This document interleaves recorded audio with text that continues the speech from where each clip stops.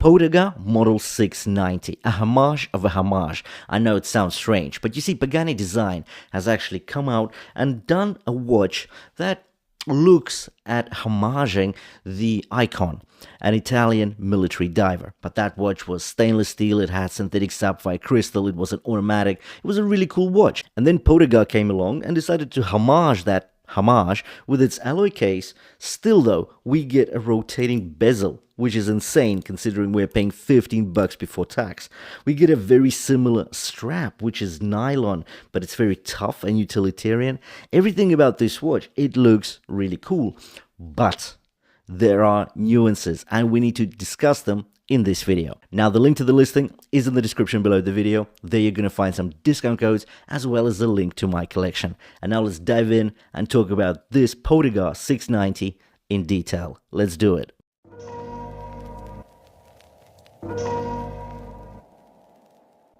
Let's get one thing clear from the start. This Poedagar 690 quartz watch looks better in the metal than in the listing. And that's not something we say often at all. The promo shots pull you in, but in person, it over-delivers. We are looking at the blue dial variant, and straight away the case shape sets the tone.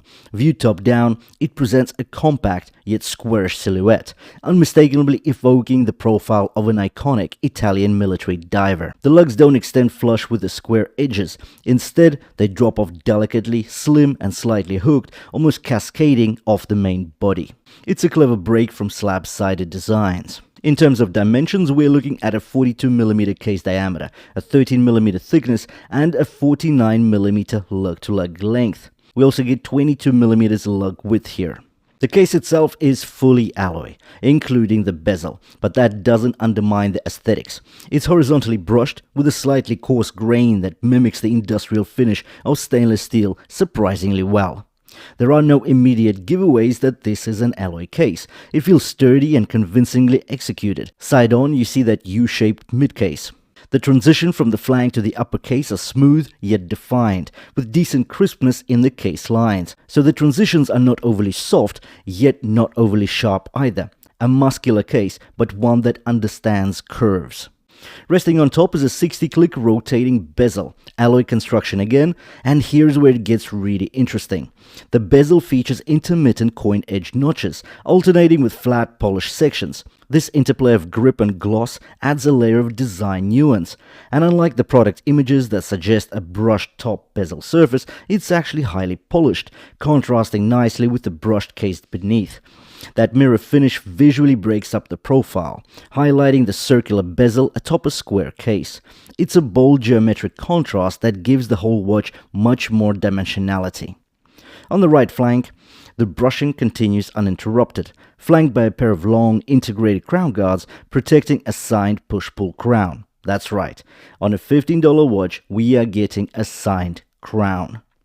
The crown actually measures 7.2mm across, giving plenty of grip. And actually the wide grip as well as the tip of this crown are polished in line with the polished bezel. In the listing we don't get the name of the movement, but this is unmistakably a Chinese quartz caliber, with a central hour and minute hand and a running small second subdial at 9 o'clock. It's a nice touch for a budget price. Pull to position 1 to set the date. The date window is at 6 o'clock, and then you can pull to position 2 to set the time. The setting experience is smooth yet slightly loose. It's not sloppy, but lacking mechanical resistance. On reinsertion of the crown, there's minor hand wobble, but nothing disruptive. Okay, let's get to the exciting bit, and this is the rotating bezel. So here we get the 60-click bezel with a striking chrome finish and a unique design, alternating coin edge notches and smooth polished flats. And these both offer visual interest and solid grip. But it's not just show. This bezel is fully functional, with luminous pips at 12, 15, 10 and 15. So completely unexpected really at this price. Gripping the bezel feels reassuringly tactile. There's no overhang, so accidental bumps are unlikely to misalign it. The resistance is firm, with just the right amount of spring-loaded travel between detents. While there's no backplay as such, you can actually float slightly between clicks, a quirk of lower click count bezels, but it holds position with confidence. The action itself is notchy, ratchety, and metallic in tone, giving a surprisingly premium auditory cue, reminiscent of more of a Volt lock than a budget Homage. For a watch in this price range, where bezels are often ornamental at best, this one proves that even $15 watches can get very much decent bezels, so impressive stuff. The watch comes fitted with a robust two-piece nylon strap, but this isn't your typical budget fare. The outer and inner layers feel like durable canvas. It's gradient dyed, so it's lighter blue at the center, fading darker towards the edges, with tonal stitching throughout. We also get a brushed stainless steel buckle here, boldly signed with the Poedagar logo. It reinforces the watch's rugged no-nonsense aesthetic and once again shames the bigger brands and the more expensive ones that don't sign their crowns, nor do they sign their buckles.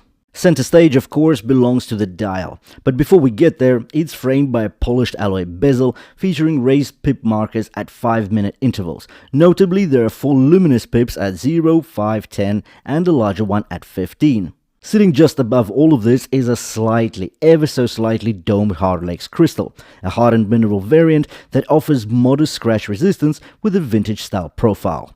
Beneath that crystal lies a matte navy blue dial, minimalist yet surprisingly refined. There is no printed mini-track, which allows the eye to focus purely on the applied indices, circular plots edged in chrome at most hours, a double baton at 12, and a cutout date window at 6 o'clock. The proportions of this date window are clean and readable with a white background that echoes the lume-filled plots. At 3 and 9 o'clock, you'll find recessed subdials, another nod to far more expensive designs. At 3 o'clock, we get a 24-hour indicator. And yeah, it looks like a power reserve because it looks like this is the dial from the Pagani design watch, but they've used it as a 24-hour indicator. While the 9 o'clock subdial features the running seconds, as there is no central seconds hand. But seriously, those recessed subdials, that's really awesome. Another key feature on this watch is the lume. The application is bright, consistent, and long-lasting, easily comparable to watches triple the price or quadruple the price.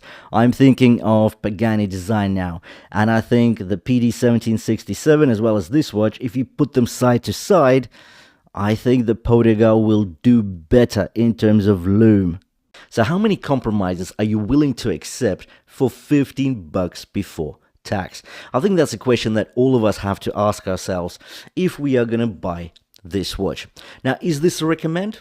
I think it is because it's a really fun watch. It looks expensive and it doesn't even look alloy. So yeah, I do like it. I think it's useful, it's practical, it's a quartz beta. We get a date complication and that dial looks way more complex than it really is.